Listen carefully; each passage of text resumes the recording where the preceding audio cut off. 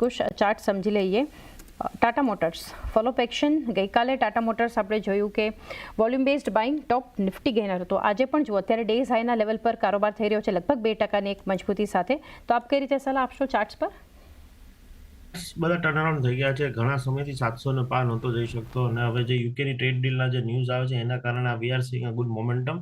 But definitely it's a good stock to invest for long term. Short term માટે maybe will wait and watch, but long term investors હોય તો થોડું aggressively buying કરી શકાય. આ લેવલે 680ના stop લોસથી મને લાગે છે હવે 780 સુધી આ સ્ટોક જઈ શકે.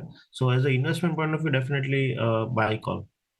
ઇન્વેસ્ટમેન્ટની રીતે ખરીદારી. ટાટા મોટર્સ 680 સ્ટોપ લોસ, 780ના ટાર્ગેટ. પણ આ કંપની પર આપનો પણ એક વ્યૂ લઈ લઈએ, કારણ કે બે સેશન્સથી જે રીતે ટાટા મોટર્સમાં આપણે જોઈ રહ્યા છીએ એક મજબૂતી. આજે પણ આપણને ગઈકાલે વોલ્યુમ બેઝડ બાઇંગ હતું, ખાસું એક ફોકસ હતું. અત્યારે પણ ડેઝ હાઈના લેવલ બતાવી રહ્યું છે.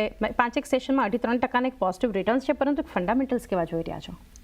જો ફંડામેન્ટલમાં આમાં શું થઈ રહ્યું છે કે આ બધું ખાસું એવું ટ્રેડ ન્યૂઝ પર ચાલી રહી છે. તમને યાદ 2 મહિનાથી યાદ થઈ રહ્યું છે જ્યારે પણ US યુકેની ડીલ થાય કે ઇન્ડિયા યુકેની ડીલ થાય તો ટાટા મોટર્સ ભાગવા લાગે છે, કેમ કે જેગવરનું જે એક્સપોર્ટ થયું છે યુકેથી બીજા બધા દેશોમાં થાય છે. પણ આમાં એક ચાઇના પણ એક મોટો ફેક્ટર છે કે ચાઇના એક મોટું માર્કેટ છે જેગવરનું. અને તમને પણ ખબર છે કે જે ટાટા મોટર્સમાં જે મેક્ઝિમમ પ્રોફિટેબિલિટી આવે ને એ લેન્ડ રોવર અને જેગવરથી જ આવે છે. એટલે હંમેશા એ ફોકસમાં રહેશે અને ઇવન જે મંથલી નંબર્સ પણ જોઈએ તો એના પર જ ફોકસ હોય છે.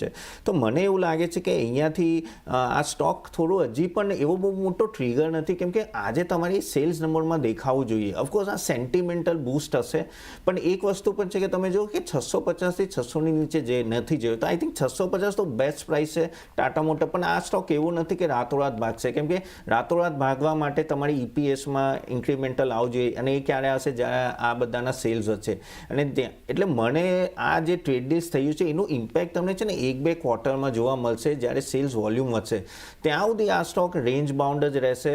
મને એવી બહુ મોટી તેજી લાગતી નથી, પણ અહીંયાથી બોટમ બહુ ઓછું લાગે છે. તો એઝ એ વેલ્યુ ઇન્વેસ્ટર તમારું જો અગર 1.5-2 વર્ષનું થોડું લાંબો સમય હોય, આ સ્ટોક સારો એવો છે જે લેવામાં, કેમ કે ડાઉનસાઇડ ઓછી લાગે છે પણ અપસાઇડ એકવાર આ બધા ટ્રેડ ડીલ સેટલ થઈ જાય અને આના વોલ્યુમ વધે તો આઈ થિંક સારી રહેશે. અને EVમાં એમ ડોમેસ્ટિક બહુ સારું કામ કરી રહ્યા છે. તો એ રીતે તમારે નજર રાખવું પડશે as a long term investor.